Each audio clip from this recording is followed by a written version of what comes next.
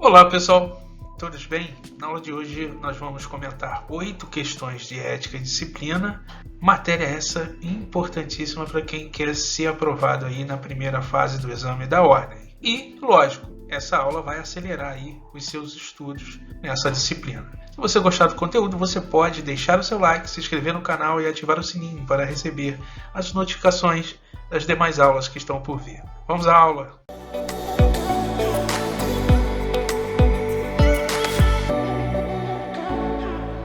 Vamos lá, pessoal. Vamos começar então a corrigir 8 questões de ética que foram cobradas agora no 35º exame. Olha só, Vitor deseja se candidatar ao cargo de conselheiro seccional da OAB.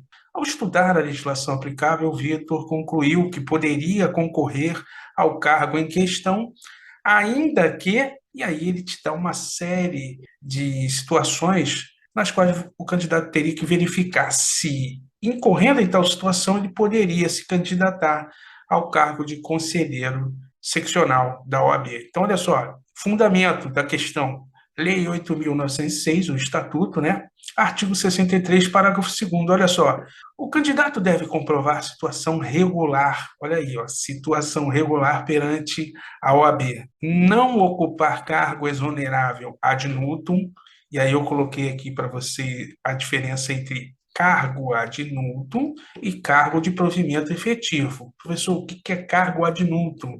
Cargo ad nutum são cargos preenchidos em função de confiança, né? Sendo, portanto, chamados de cargo em comissão, de livre preenchimento e exoneração. Né? Um exemplo são aqueles cargos ligados aos deputados, aos senadores, que eles possuem lá nos gabinetes, e que são cargos de confiança. Eles podem nomear e exonerar aí, conforme a sua discricionariedade, tá ok?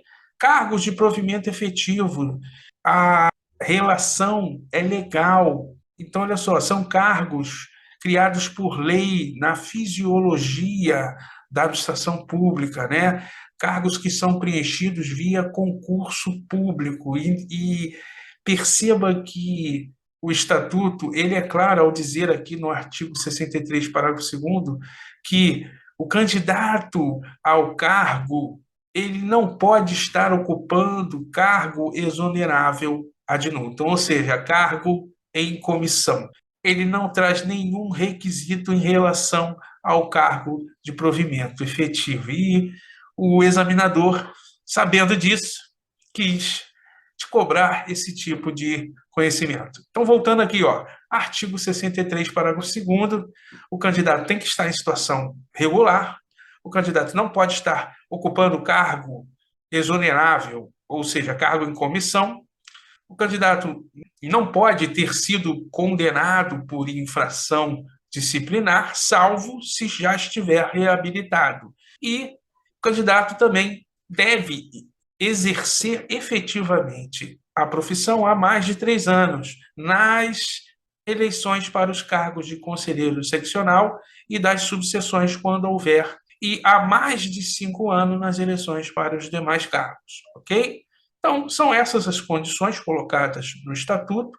Com base nessas informações, vamos para as assertivas. Olha só. Letra A. Vitor conclui que poderia concorrer ao cargo em questão, ainda que estivesse em atraso. Olha só, se ele estiver em atraso, ele está irregular. Então, olha só, em atraso não pode, não poderia. Então, ele chegaria a essa conclusão, tá? B. Vitor concluiu que poderia exercer o cargo em questão, ainda que exercesse efetivamente a profissão há menos de 3 anos. Há menos de 3 anos, não. Há mais de 3 anos. Não é isso que nós lemos aqui, artigo 63, parágrafo 2º, tá? Letra C. Ainda que ocupasse cargo de provimento efetivo em órgão da administração pública indireta, sim, cargo de provimento efetivo, né? Por exemplo, ele for advogado da Petrobras, ok? Nesse caso, ele pode sim, né? Prestou concurso, passou e pode sim ocupar o cargo de conselheiro da seccional da OAB. Portanto, ó, o gabarito é a letra C, ok? Ó, gabarito letra C. Letra D, olha só. ainda que tivesse sido condenado por infração disciplinar resultante de prática de crime há mais de um ano, mesmo sem ter obtido a reabilitação, ó, mesmo sem ter obtido a reabilitação, contrariou o parágrafo 2º do artigo 63 do Estatuto. Gabarito é a letra C, vamos para a próxima. Olha lá, pessoal. Maria, advogada, sente falta de confiança na relação profissional que mantém com Pedro, cliente que representa em ação judicial. Maria externa essa impressão a Pedro, mas as dúvidas existentes não são dissipadas. Maria decide, então, renunciar ao mandato. Considerando essa situação hipotética, é correto afirmar que o ato de renúncia ao patrocínio, e aí ele traz algumas situações as quais você deveria marcar a correta. E já que estamos falando de ato de renúncia de mandato, olha só, artigo 5º do Estatuto diz o seguinte: o advogado postula em juízo ou fora dele fazendo prova do mandato. Essa é a regra geral, tá? O parágrafo 3º diz o seguinte: o advogado que renunciar ao mandato continuará durante 10 dias seguintes à notificação da renúncia a representar o mandante, salvo se substituído antes do término desse prazo, tá? Aí nós vamos lá para o Código de Ética, que regula ainda mais essa situação. Olha só, a conclusão ou desistência da causa, artigo 12. Tem havido ou não extinção do mandato, obriga o advogado a devolver aos clientes bens, valores e documentos que lhes hajam sido confiados e ainda estejam em seu poder, bem como a prestar-lhe contas pormenorizadamente, sem prejuízo de esclarecimentos complementares que se mostrem pertinentes e necessários. É lógico que se Maria renunciar ao mandato, né, aí nós estamos falando de extinção de mandato, é uma das formas de extinção do mandato, ela vai ter que devolver ao cliente, no caso aqui Pedro, valores e documentos que lhe hajam sido confiados, ok? Artigo 16. A renúncia ao patrocínio deve ser feita sem menção do motivo que a determinou, fazendo cessar a responsabilidade profissional pelo acompanhamento da causa, uma vez decorrido o prazo previsto em lei. Tá? A falta de confiança não precisa ser externada, ok? O advogado, ele tem esse poder de determinar quando houve quebra de confiança na relação profissional cliente e advogado, ok? E o estatuto resguarda essa autodeterminação do causídico, ok? Então, nesse caso, se o cliente falasse, mas o que aconteceu? O artigo 16 vem e resguarda esse direito do advogado de renunciar ao mandato sem precisar fazer menção do motivo. Isso é muito bom, ok? Parágrafo 1º, ó, do artigo 16. A renúncia ao mandato não exclui a responsabilidade por danos eventualmente causados ao cliente ou a terceiros, é lógico, né? Vamos dizer que o advogado saiba que está causando dano, não, vou renunciar, porque aí eu não preciso mais responder. Responde sim, ok? Então, de posse dessas informações, vamos para as assertivas. Olha só. Considerando essa situação hipotética, é correto afirmar que o ato de renúncia ao patrocínio excluirá a responsabilidade de Maria por danos eventualmente causados a Pedro? Não excluirá. Parágrafo 1º do artigo 16 do Código de Ética, tá? Letra B. Obrigará Maria a depositar em juízo? Não, basta devolver os bens, não precisa depositar em juízo, né? Não há, numa primeira leitura, né? Ou seja, num primeiro ato do advogado que quer encerrar a relação renunciando ao mandato, a obrigação de depositar em juízo. É lógico que, se o cliente se recusar a receber ou sumir, seria uma das possibilidades, mas não há no Código de Ética essa menção a essa possibilidade. Tá? Aqui o examinador colocou como se fosse a única possibilidade para devolver bens e valores, ok? Letra C. Fará cessar de imediato a responsabilidade profissional de Maria pelo acompanhamento da causa. Não é de imediato, né? Nós lemos que se Maria renunciar, ela continua durante 10 dias seguintes à notificação da renúncia a representar o mandante, tá? salvo se for substituída antes do término do prazo. Ok? Então, quando ele coloca aqui, ó, de imediato, deixou a assertiva C incorreta. O gabarito é a letra D, olha só. Deverá ser feita sem menção do motivo que A determinou. Tá? Isso para evitar constrangimentos, tá? E para resguardar aí o sigilo profissional, né? O cliente advogado, tá ok? Gabarito, letra D, vamos para a próxima. Olha lá, pessoal, questão 3, prova tipo 1 branca. Em certa comarca, em razão da insuficiência do número de defensores públicos em atuação, o juiz Caio nomeou o advogado Pedro para defender um réu juridicamente necessitado. Quanto aos honorários a serem recebidos por Pedro, assinale a afirmativa correta. E aí ele traz diversas aí possibilidades nas quais você deveria saber a correta. Olha só, assunto regulamentado no artigo 22 do Estatuto. Olha só, a prestação de serviço profissional assegura aos inscritos na OAB o direito aos honorários convencionados, aos fixados por arbitramento judicial e aos de sucumbência. Então, ele cita de cara aí 3 tipos de honorários aos quais o advogado tem direito quando da prestação do serviço, ok? Parágrafo primeiro, o advogado, quando indicado para patrocinar causa de juridicamente necessitado, no caso de impossibilidade da defensoria pública no local da prestação de serviço, tem direito aos honorários fixados pelo juiz, segundo tabela organizada pelo Conselho Seccional da OAB e pagos pelo Estado. Aí, ó, coloquei em amarelo, pagos pelo Estado, já que, nesse caso, o Estado aqui é lato sensu, tá? Ou seja, se for uma causa, né, lá na seção judiciária federal, o advogado estará substituindo um serviço público federal, logo a União pagará esses honorários. Se for no Estado, o Estado, ok? E por aí vai. Nesse sentido, nós já podemos ir para as assertivas. Olha só. Quanto aos honorários a serem recebidos por Pedro, assinale a afirmativa correta. Letra A. Pedro apenas terá direito ao recebimento de honorários na hipótese de a parte contrária ser sucumbente, a serem pagos pelo autor. Primeiro que o apenas de cara deixou a assertiva incorreta, já que o parágrafo primeiro não exclui as outras verbas de honorários previstas no caput do artigo 22. Então, olha só, se o advogado, ao defender, prestar serviço ao juridicamente necessitado, obtiver êxito, ele vai ganhar o honorário fixado pelo juiz de acordo com a tabela da OAB pela prestação de serviço e os honorários de sucumbência, tá ok? Então, fica ligado que a banca quis aferir esse conhecimento aqui nessa questão, ok? Letra B.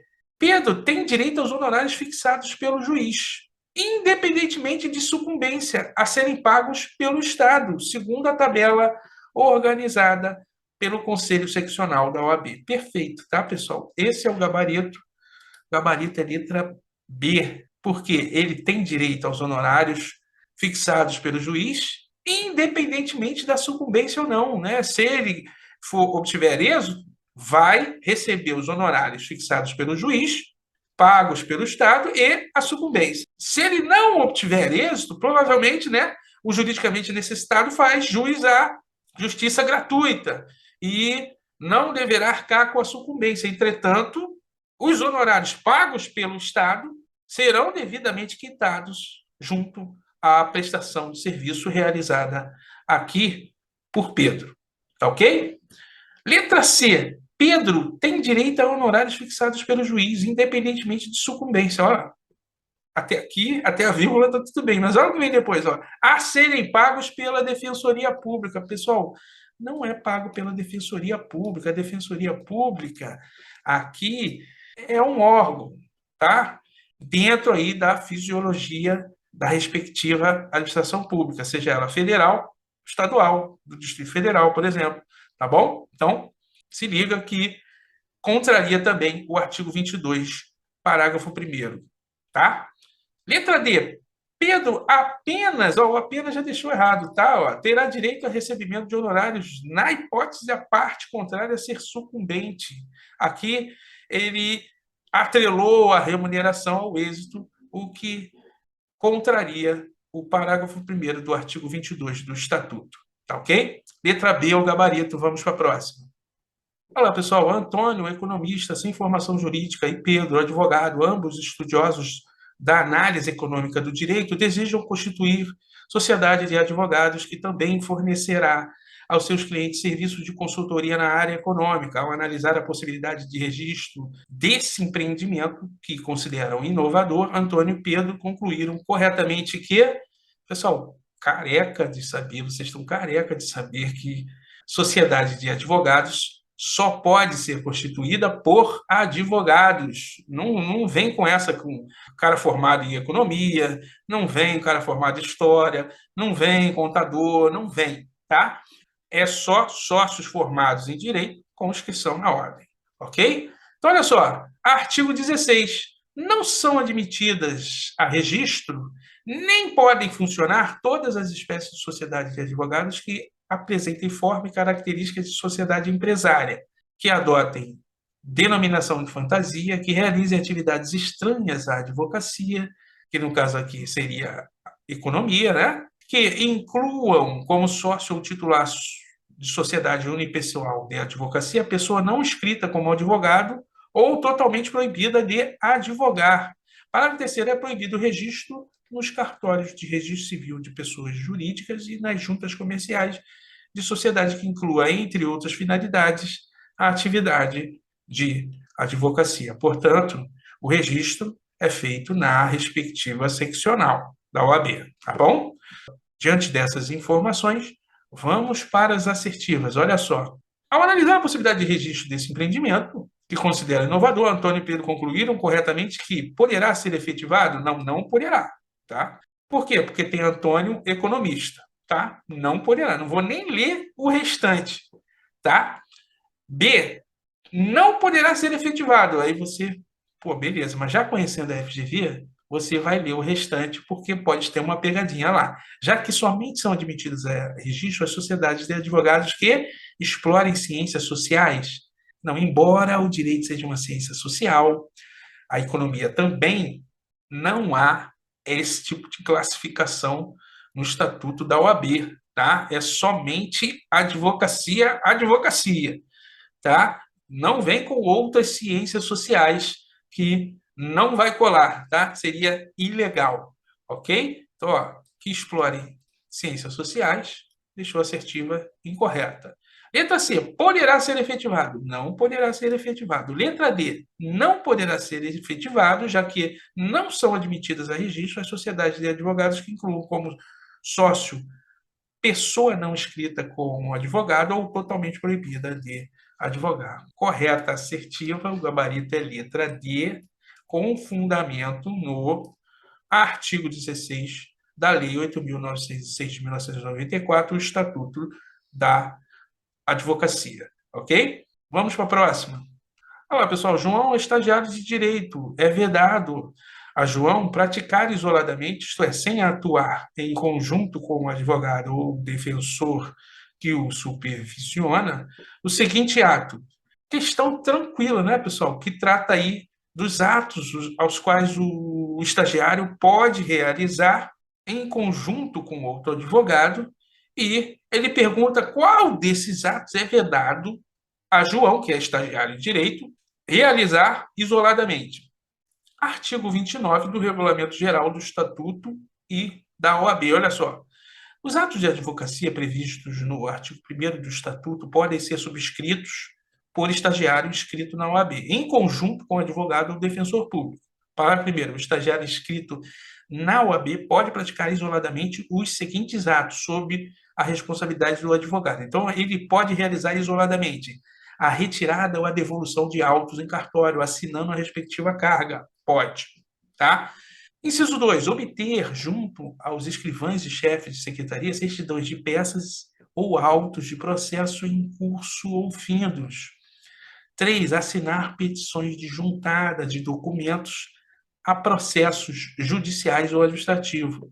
Também pode fazer isso isoladamente. O que ele não pode fazer isoladamente está no parágrafo 2º, lá. Para o exercício de atos extrajudiciais, o estagiário pode comparecer isoladamente quando receber a autorização ou subestabelecimento do advogado, tá? No caso aqui, deverá constar da procuração ou estar subestabelecido, ok? Então, olha só, cotejando aqui os atos previstos na letra A, B, C e D, o único que é vedado a João praticar isoladamente é a letra C lá, comparecer à prática de atos extrajudiciais, aqui, ó, sem autorização ou subestabelecimento do advogado, tá? Esse é o gabarito é a letra C. As outras assertivas se referem a atos aos quais o estagiário inscrito na OAB pode realizar isoladamente, ok? Gabarito é letra C. Vamos para a próxima. Olá, pessoal. O advogado Cauã Silva foi presidente de certo conselho seccional da OAB, tendo seu mandato se encerrado há mais de uma década. Desde então, embora tenha permanecido como aguerrido defensor das prerrogativas e dos direitos dos advogados, Cauã não mais concorreu a nenhum cargo na OAB. Considerando a situação hipotética narrada, assinale a afirmativa correta. Lei 8.906 de 1994, olha lá. O nosso estatuto, que diz o seguinte, artigo 56, o Conselho Seccional compõe-se de conselheiros em número proporcional ao de seus inscritos, segundo critérios estabelecidos no Regulamento Geral. Parágrafo 1º, são membros ou honorários vitalícios os seus ex-presidentes. Então, olha só, Cauã, como ex-presidente da seccional, ele é membro honorário vitalício, ou seja, até morrer, ok? Os seus ex-presidentes e todos os outros ex-presidentes também, somente com direito à voz, ou seja, nas respectivas reuniões ou sessões, eles podem falar, ou seja, falar, né? Debater, ok? O que eles não podem é votar, ok? Nas respectivas sessões. Eles não podem votar. Dentro desse contexto, nós já podemos ir para as assertivas. Olha só. Letra A, Cauã, quando cessado o seu mandato, deixou de integrar o conselho. Não deixou. Por quê? Como ex-presidente, ele tem a prerrogativa de membro honorário vitalício, ok? Letra B, Cauã permanece como membro honorário do Conselho Seccional da OAB, mas não tem direito a voto ou de voz. Aqui, ó, ele tem direito à voz. Quando ele coloca, quando ele coloca não tem direito à voz, nas sessões, ele deixa a assertiva incorreta, tá? Na verdade, ele tem, ok? O que ele não tem é direito a voto, tá? Letra C. Cauã é ainda membro honorário da seccional da OAB e será de forma vitalícia, até morrer, tendo, contudo, apenas direito à voz. Perfeito, né, pessoal? Se coaduna, portanto, com o artigo 56, parágrafo 1º, a letra C, tá? Letra D. Cauã permanece como membro honorário do Conselho Seccional da OAB, a quem são conferidos o direito à voz e voto. Voto não, tá? Voto não. Voz sim, voto não. Gabarito é letra C, vamos para a próxima. Olá, pessoal. Antônio, brasileiro, formou-se em Direito em uma renomada universidade de certo país da América do Sul. Lá, conheceu e casou-se com uma nacional daquele país, Ana, que também se formou em Direito na mencionada universidade. Portanto, Antônio e Ana são formados em universidade estrangeira, tá? Já graduados, Antônio e Ana decidiram mudar-se para o Brasil e exercer a advocacia em Minas Gerais, uma vez que se especializaram em determinado ramo do direito, em que há bastante similitude com o direito do país de origem de Ana. Considerando o caso narrado, assinale a afirmativa correta. E aí, nós estamos falando aí dos requisitos necessários para o exercício da advocacia no Brasil. Artigo 8º do Estatuto. Olha só, para a inscrição como advogado é necessário capacidade civil, diploma ou certidão de graduação em direito obtido em instituição de ensino oficialmente autorizada e credenciada no Brasil, né? Título de eleitor e quitação do serviço militar, ou aprovação no exame da ordem não exercício de atividade incompatível com a advocacia, idoneidade moral, prestar compromisso perante o Conselho. Parágrafo segundo. O estrangeiro ou brasileiro, quando não graduado em direito no Brasil, deve fazer prova do título de graduação obtido em instituição estrangeira, devidamente revalidado aqui no Brasil, tá? Além de atender aos demais requisitos previstos neste artigo, entre eles o exame da ordem, tá? Ser aprovada no exame da ordem. De posse dessas informações, nós vamos para as assertivas. Olha lá. É vedado à Ana o exercício da advocacia no Brasil, salvo a título precatório como consultora em direito internacional, se não cursar novamente a graduação no nosso país.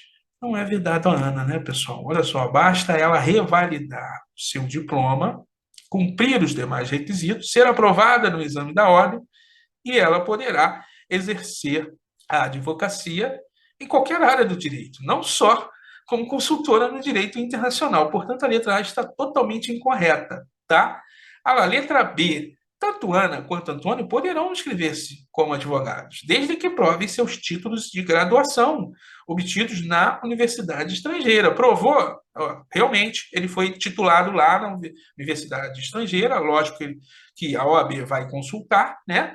E desde que também estes sejam revalidados a partir da confirmação de que foram regularmente titulados, haverá a revalidação, portanto, do currículo, tá? Para ver se ele se adequa ao currículo do direito no Brasil, tá?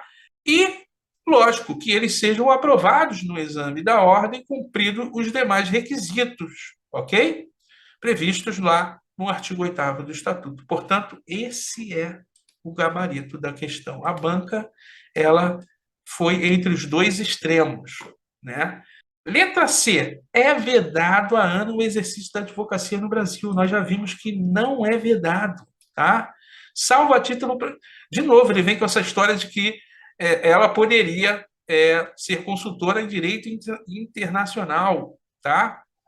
Antônio poderá inscrever-se como advogado desde que prove título de graduação obtido na universidade estrangeira lá, independentemente de revalidação, não, ele terá que revalidar, tá? E tanto ele quanto Ana terão que revalidar, ok? A letra dele foi para o outro extremo, é vedado a Ana e Antônio o exercício da advocacia no Brasil, né? Ele bateu o martelo, não, não pode, salvo a título precatório como consultor no direito estrangeiro, o que é uma falácia, tá? Diante disso, o gabarito é a letra B, ok? Vamos para a próxima. O estagiário de direito Jefferson Santos, com o objetivo de divulgar a qualidade de seus serviços, realizou publicidade considerada irregular por meio da internet, por resultar em captação de clientela nos termos do Código de Ética e Disciplina da OAB. Quanto aos instrumentos obtidos no caso em análise, assinale a afirmativa correta. Olha lá, artigo 47A. Será admitida a celebração do termo de ajustamento de conduta no âmbito dos conselhos seccionais e do Conselho Federal para fazer cessar a publicidade irregular praticada por advogados e estagiários. Parágrafo único. O termo previsto neste artigo será regulamentado mediante provimento do Conselho Federal, de novo, do Conselho Federal e não da seccional, tá? Quem estabelecerá seus requisitos e condições. Portanto, pessoal, com isso aqui, com essa regulamentação, o que o órgão, né, regulador, que é a Ordem dos Advogados no Brasil, está dizendo, ó, eu vou te dar uma chance e vou deixar que você, advogado e estagiário que infringiram, né, ocorreram em infração de publicidade irregular, assinar um termo de ajustamento de conduta e assim rever aí as suas ações, tá? De posse dessas informações, vamos para as assertivas. Olha ali. Letra A. É admitida a celebração de termo de ajustamento de conduta, tanto no âmbito dos conselhos seccionais quanto do Conselho Federal, para fazer cessar a publicidade irregular praticada. Correto. Caput do artigo 47A do Código de Ética, tá? Esse é o gabarito, letra A. Ok? Letra B. Não é permitida a celebração de termo de ajustamento de conduta. E tem que descer o pau, ou seja, tem que aplicar logo a punição, antes do termo de ajustamento? Não, não há essa previsão legal, tá? A letra B está incorreta. Letra C. É admitida a celebração do termo de ajustamento de conduta para fazer cessar a publicidade irregular praticada, que deverá seguir regulamentação constante em provimentos de cada conselho seccional. Não, a fim de uniformizar esse tipo de ato, ou seja, o termo de ajustamento de conduta, que ele seja igual nas 27 federações, né? Essa regulamentação deve ser feita pelo Conselho Federal, tá? Então, quando ele coloca aqui, ó, em provimentos de cada conselho seccional, ele deixou a letra C incorreta. Letra D, não é permitida a celebração do termo de ajustamento de conduta, tendo em vista a natureza da infração resultante de publicidade irregular narrada. Mais uma vez, é permitida sim. A letra D é uma falácia, tá? Gabarito letra A, com isso nós terminamos aí o comentário das 8 questões que foram cobradas agora no 35º exame. Espero com isso ter ajudado aí nos seus estudos. Forte abraço, bons estudos.